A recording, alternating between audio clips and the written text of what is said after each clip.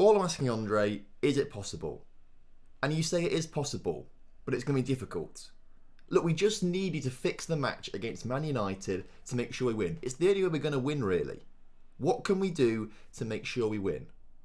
Download the OneFootball app for absolutely free from the top line of the description. That sounds like a good deal to me. So everyone watching right now has got to go into the top line of the description and download the OneFootball app, the sponsors of today's video, because it is the best football app out there to keep up to date with all of the latest news, scores and updates from around the world. And with Euro 2020 coming up, or 2021, it's going to be the best place to keep up to date with all of the football stuff going on this summer, which is really exciting. So yeah, if you download the app, Andre says, I've got this right, Andre, that you will be able to fix the match and we can beat Man United today. Brilliant. Sounds good to me.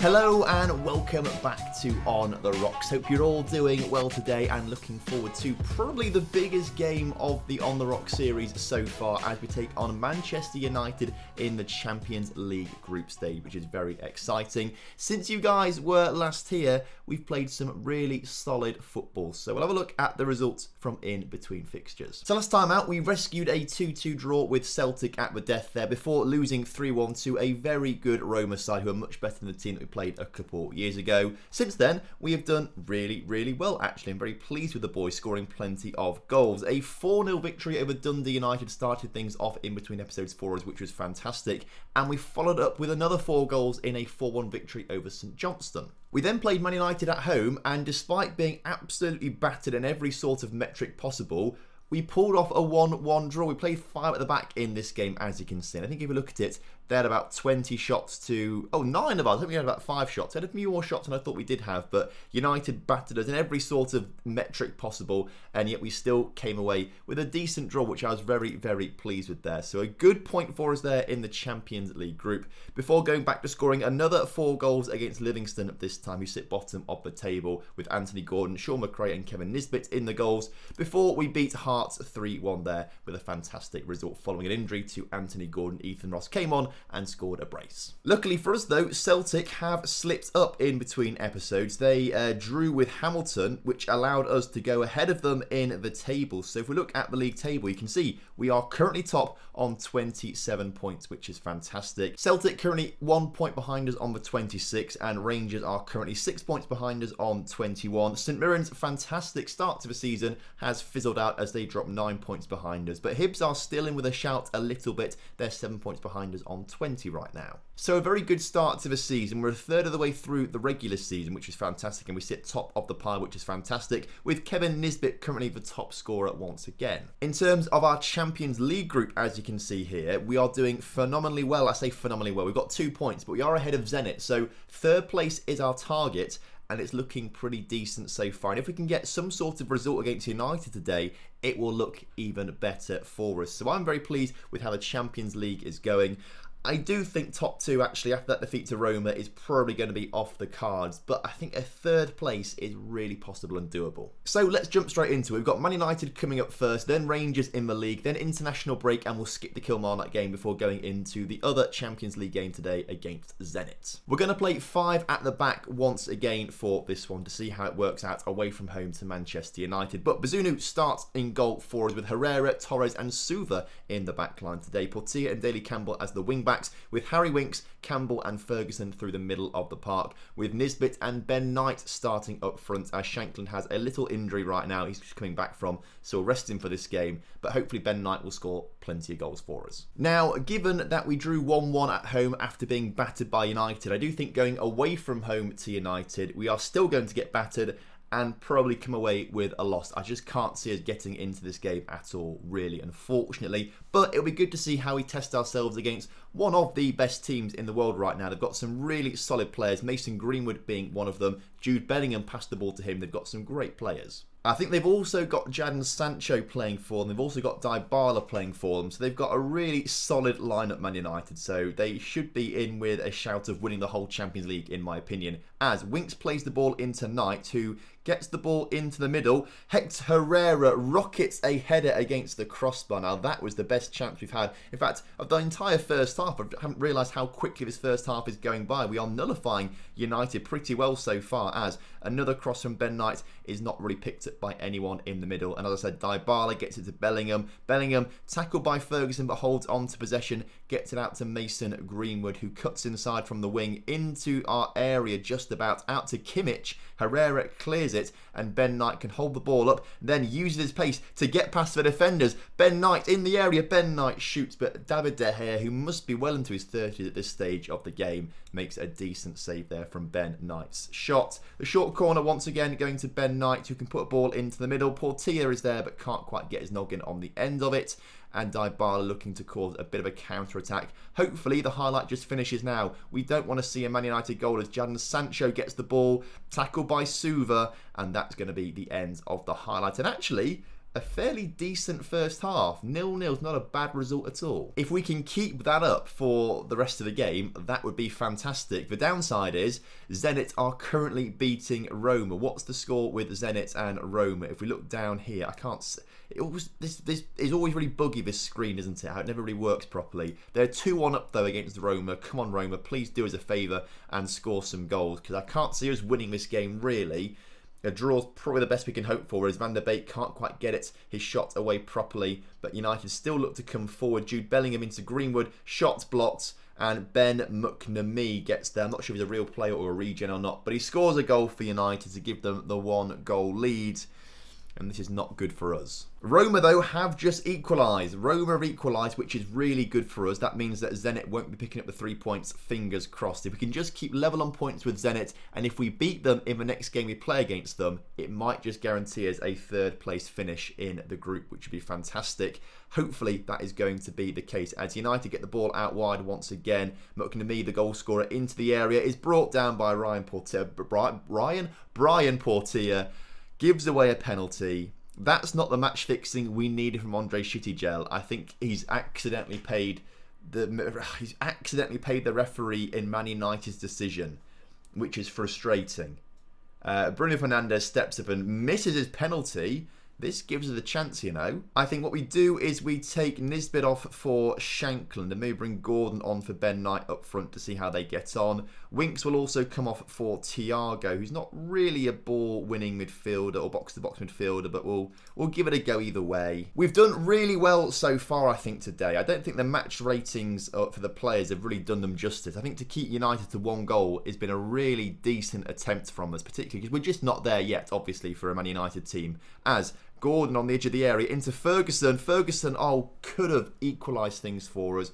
We've actually created some quality chances. We hit the crossbar one time. That really should have been a goal for us as well, I reckon, as Ferguson hoofs it to Shankland. Shankland is through. Shankland with his 17 finishing can't finish it. I thought we may have just had a chance there, and we really, I think we should, with the chances we created today, maybe should have got a point out of this, as I think Rome have actually just beaten Zenit, which is really good for us as we stay ahead of Zenit on points in the Champions League group. United take the 1-0 victory, but I think we can take a lot of confidence from that, as Roma did beat Zenit. I'm going to assume 3-2. Yep, 3-2. Rodrigo de Paul scored one in the 88th minute, so fantastic for us there. Zenit stay behind us, and fingers crossed, we absolutely batter them.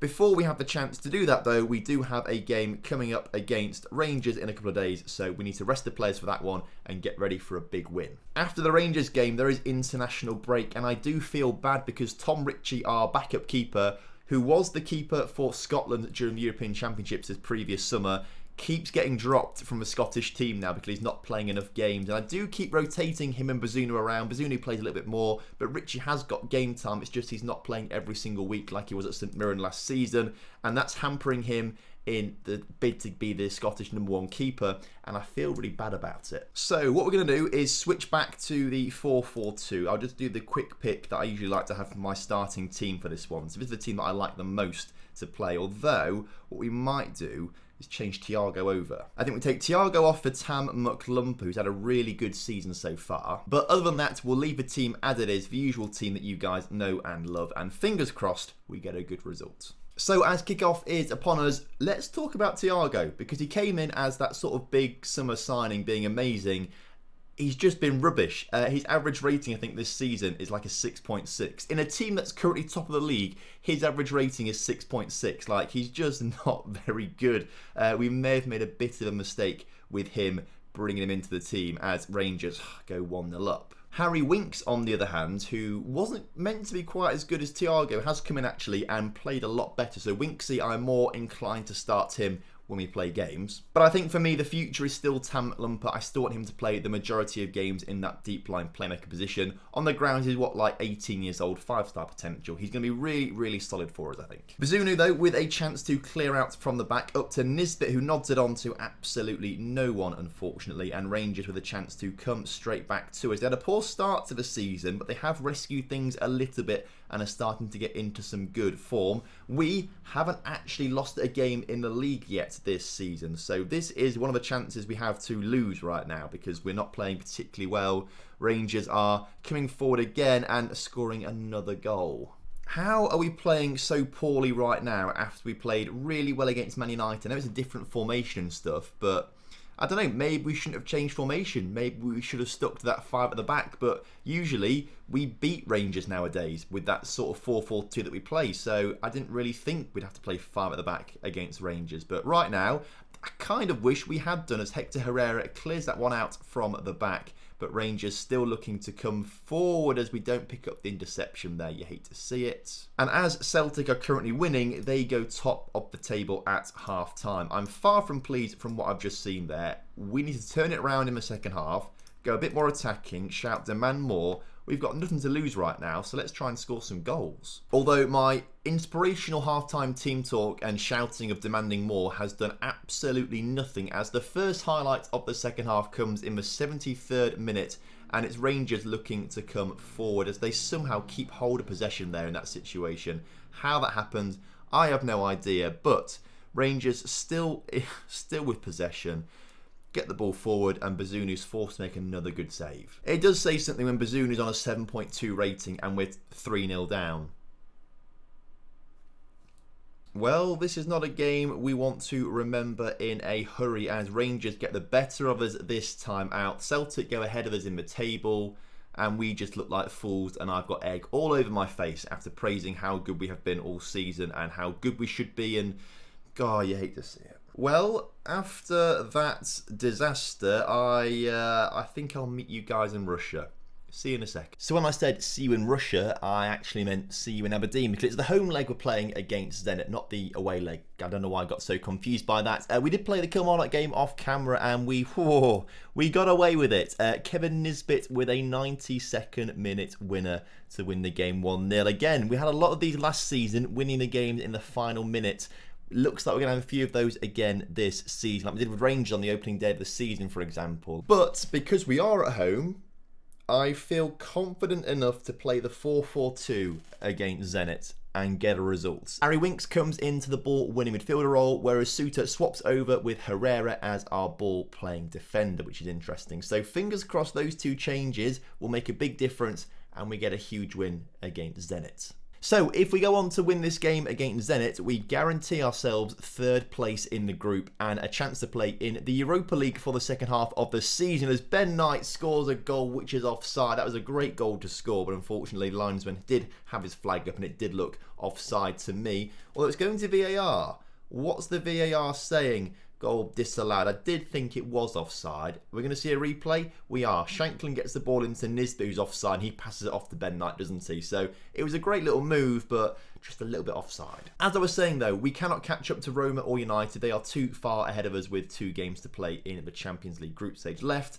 But if we beat Zenit, we will be more than 3 points ahead of them, which means we'll be guaranteed 3rd place in the group and we get to go into the Europa League first knockout round, which is a pretty decent achievement, I would say, to come 3rd in the Champions League group in our first season in the Champions League, with Anthony Gordon getting his 9th of the season from a fantastic ball in the middle by Torres. 1-0 up against Zenit. This is a great start to the game for us. Tamplampa back to Torres in so much space to put the ball into the far post. Gordon's there, goal. So as you can see, if we win this game, we go to 5 points, 4 points clear of Zenit, and we come third in the group, which would be amazing. Well, last time I checked on the Europa League stuff, Rangers and Celtic were also both second in their groups as well in the Europa League, which is very good, means they go through to the knockout stages. And Kilmarnock, is it Kilmarnock? I can't remember who's in the Europa Conference League, but they're second in their group too. So fingers crossed they all stay at least second in their groups and get to go into the later stages of European competitions. In the meantime, Ben Knight nearly scores a cracking goal. What's also really important is that Scotland and Russia, in terms of the European coefficient points, are really close together right now. If we knock Zenit out of European football altogether, that's going to do much better for our European coefficient points than it's going to do for Russia's coefficient points. So that should cement ourselves ahead of them for next season in terms of European coefficient and places, which is fantastic. And with 3 teams hopefully in the Europa League knockout stages, this would be a fantastic chance for one of us to go on to win it maybe and really boost the coefficient points, because of course we want to try and get to be the #1 league in Europe. That's the big plan at least. Either way, Portia puts the ball into the middle, Nisbet somehow doesn't put that in the back of the net. But as the clock ticks down, we have limited Zenit, I've just seen this, to 1 shot in the entire game. I didn't realise we were playing that well. Of course, they'll get another shot now and probably score it. But luckily, that won't matter because Nisbet gets a goal to make it 2-0, and hopefully that'll seal the 3 points for us. Who's looking tired out there? Anthony Gordon is. We'll take him off for Carlos Borges, who's not had much time to play this season thanks to injuries. Suter on a 6.5, but we'll leave him on for now. Juan Torres also looking tired, so actually Suter can swap over with him, and we'll bring Mike Taggart on at the back. This has been a good end to the episode. We started off kind of poorly, losing to United, then terribly against Rangers.